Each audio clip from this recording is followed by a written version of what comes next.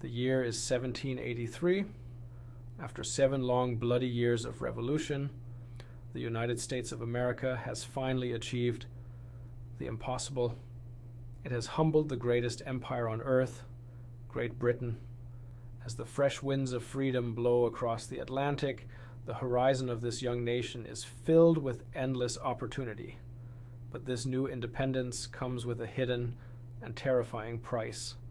Security until that moment. American ships had sailed the globe under the protection of the British Royal Navy, but now they are alone in the middle of the ocean, especially in the Mediterranean, the heart of world trade and power in the 18th century. For American merchants, the Mediterranean meant exotic spices, silk, and gold. But the moment they passed the Strait of Gibraltar, they entered the hunting grounds of the descendants of Barbarossa, known as the Barbary states, Algiers, Tunis, and Tripoli. These semi-autonomous regencies under the Ottoman Empire were the undisputed masters of the sea. The first blow was swift and brutal. On July 25th, 1785, a ship named the Maria, sailing out of Boston, saw a rising crescent on the horizon off the coast of Algiers. It was, for the young United States, the beginning of the end, the day of Algiers. Hassan Pasha was the most powerful and feared man in the Mediterranean. With the speed of his ships and the courage of his sailors, he challenged every foreign flag that entered his waters. When he captured American ships, he didn't just seize the precious cargo, he seized the souls on board. These sailors would become the first Americans thrown into Algerian dungeons, waiting to be sold as slaves. Imagine, tired, broken American sailors marching in chains through the crowded streets of Algiers under the scorching sun, past curious crowds and mocking janissaries. This was a moment of absolute military and diplomatic helplessness for a young nation. In Philadelphia, the American Congress met in their grand buildings, arguing fiercely over what to do for their captive citizens. At that time, America had no navy and no power to fight in such a distant land. George Washington and Thomas Jefferson and John Adams stared at maps of the Mediterranean with worried faces. Jefferson argued for war, but the treasury was empty. The ransoms demanded for the captives were more than the entire wealth of the young state, as the sailors spent years in the dark cells of Algiers. The American public felt, for the first time, the weight of an ancient giant. Algiers did not even recognize America as a state. To them, this new nation was merely a merchant community that had yet to pay its dues, its tribute. September 5th, 1795. Historians call this the most difficult day in American diplomacy. The United States was forced to sign a treaty with a foreign power, in a foreign language, for the first time in its history. This treaty was a lesson in diplomacy that the world has rarely seen since. The room was dim, lit by candlelight.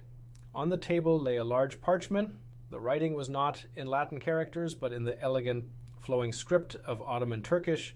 America's representative, Joseph Donaldson, signed it with a heavy heart.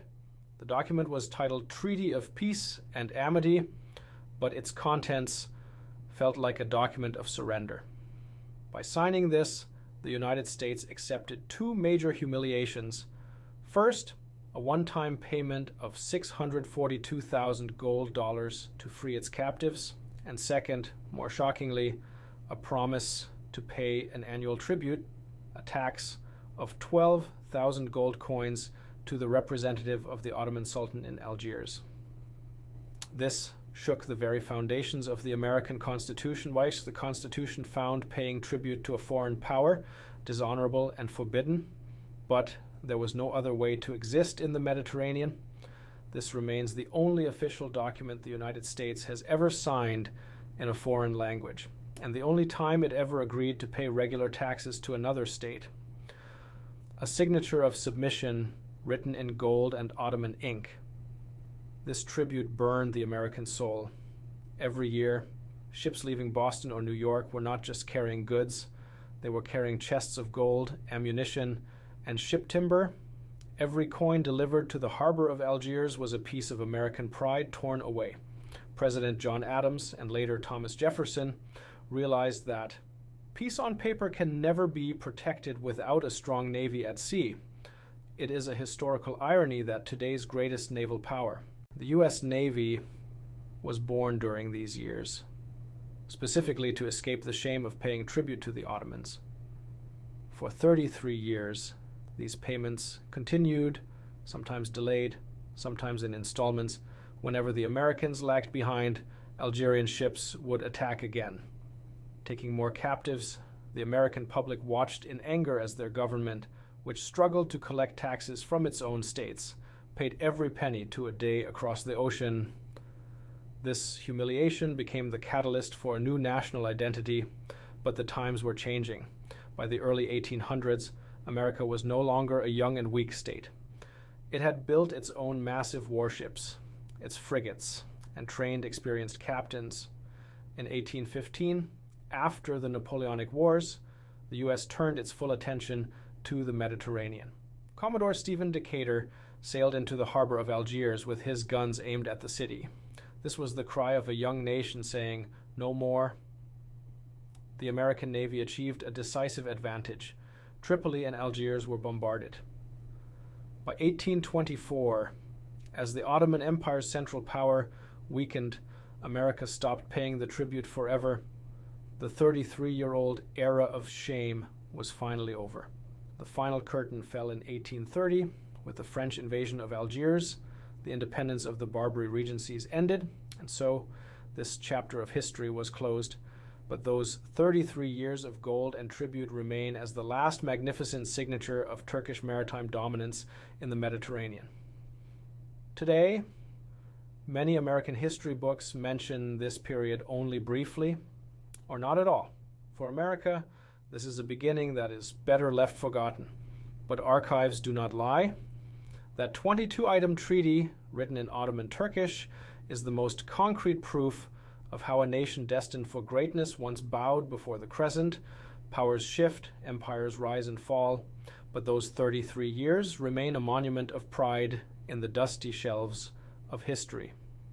The stars that were once in the shadow of the crescent may be the brightest light in the sky today, but the lessons of history are always hidden in the most unexpected places.